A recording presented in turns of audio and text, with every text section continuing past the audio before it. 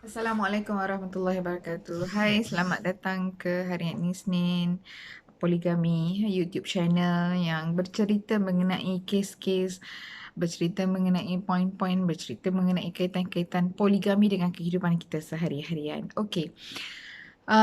Ramai wanita yang tanya dengan Kak Annie, Kak Annie bagaimana nak menyelesaikan masalah? Kak Annie cerita sikit view kesakitan seorang isteri apabila suaminya mahu berpoligami. Okay.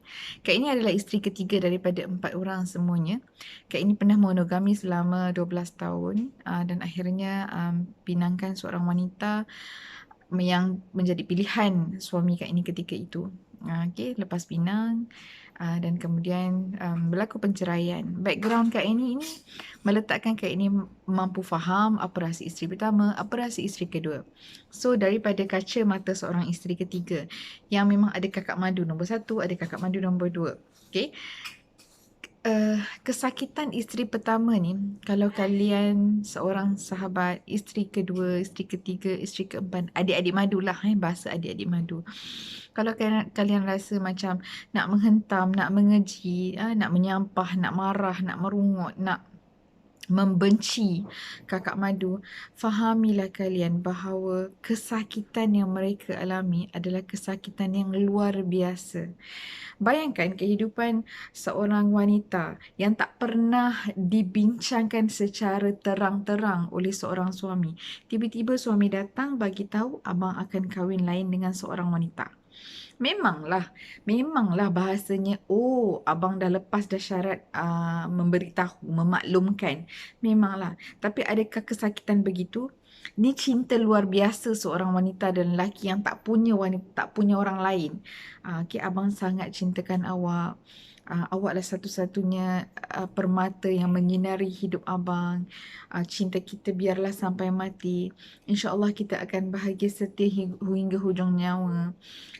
Kalau yang lebih puitis, si lelaki ini akan berkongsi bermacam-macam ayat untuk akhirnya meletakkan lelaki ini, inilah cinta sejati yang abadi yang akan aku hadapi sampai hujung nyawaku.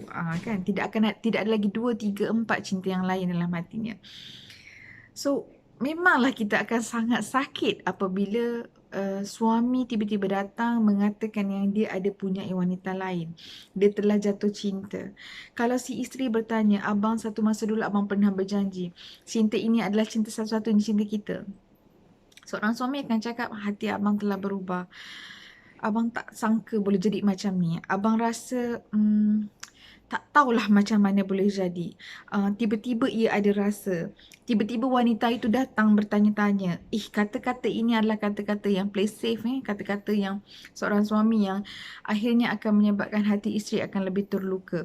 So, wahai sahabat isteri pertama, fahamilah kalian kesakitan itu memang bukan mudah nak hilang. Okay? Bukan mudah nak hilang. Wahai sahabat isteri kedua, ketiga, keempat, tolonglah faham kesakitan kakak madu kalian. Jangan disalahkan dia. Jangan dibentak-bentakkan dia. Okey, kadang-kadang dia berlaku permasalahan pelbagai. Dia tak bagi giliran bermalam. Dia tahan suami ketat-ketat. Dia maki hamun korang. Dia datang rumah dan menyerang keluarga kalian. Dia memfitnah anak dan sebagainya. Tapi fahamilah kalian, dia adalah wanita yang sedang sakit hatinya, yang sedang merana jiwanya, yang sedang tak tahu jalan keluar, tak tahu punca. Ada yang kata, Kak Yani dah 4 tahun, 5 tahun, 8 tahun, 15 tahun. Sampai bila saya akan hadapi lagi peristiwa ini? Selagi Allah tidak izinkan. Selagi Allah tidak izinkan seorang wanita faham dengan jelas letak duduk dirinya. Selagi belum Allah izinkan untuk dia jelas hati dia berada di level mana. Selagi itulah dia akan sangat sakit. Okey, ada yang memang contoh ada banyak kes yang Kak Yani bercerita sebelum ni, lintasan-lintasan kefahaman telah diberi pun, Allah dah datangkan pun, Allah dah bantu pun, dia minta dengan Allah. Tapi yang dia minta adalah apa yang dia mahu. Apa yang dia minta, dia mahu wanita ini dikeluarkan daripada hidupnya. Dia minta suami dia ceraikan wanita ini. Itu yang dia mahu. Tapi Allah sedang aturkan dengan keputusan yang berbeza daripada apa yang dia mahu. Hingga menyebabkan memang ia jauh lebih sakit. Lebih lama meronta, lebih sakit, lebih parah. Apatah lagi Allah uji sekiranya yang kedua, ketiga, keempat. Maksudnya adik-adik madu ni memang sejenis yang memang menyakitkan hati. Jadi memang akan ada keadaan dan situasi yang sangat sakit. Okey. Kak ini boleh sebut bahasa sakit tu macam mana? Apabila hati kita diketulkan, dikeluarkan seketul, diletakkan atas meja, diambil pisau yang sangat tajam, dihiras pelan, dimasukkan satu persatu dalam blender, dikisar lumat. Dan itu akan menyebabkan ia sangat sakit. So, sahabat wanita, isteri pertama, kedua, ketiga, keempat. Keempat taklah, ketiga lah. Okay? Isteri pertama apatah lagi. Sebab itu kali pertama poligami berlaku dalam rumah tangga.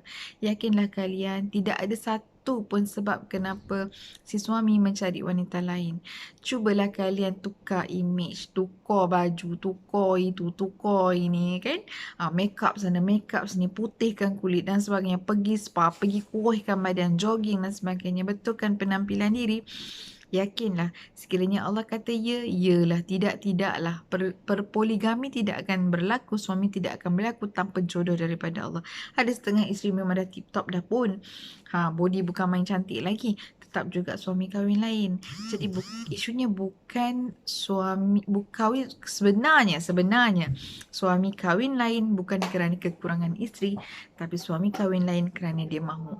Okey, cuma bila kalian bertanya, kenapa abang kahwin lain? Kenapa abang kahwin lain? Kenapa abang kahwin lain? Dia pun terpaksa mengeluarkan semua data tu. Walhal tidak pun. Okay, tidak. Tak ada sebab pun kenapa seorang suami nak kahwin lain. Apabila dia meletakkan sebab, contoh, Kak ini bagi contoh. Kenapa abang nak kahwin lain? Sebab abang tak dapat layanan daripada isteri pertama. Lepas isteri pertama transform, korang tengok, dia ceraikan isteri kedua. Sebab tu, sebab seorang suami nak berkahwin lain tu pun kena jelas. Kena jelas. Okay? InsyaAllah Kak ini akan bawa dalam video yang seterusnya lah. Cukup setakat ini. Jemput subscribe poligami. Hari ini Isnin poligami. Okay? Tekan subscribe, tekan loceng. Assalamualaikum warahmatullahi wabarakatuh.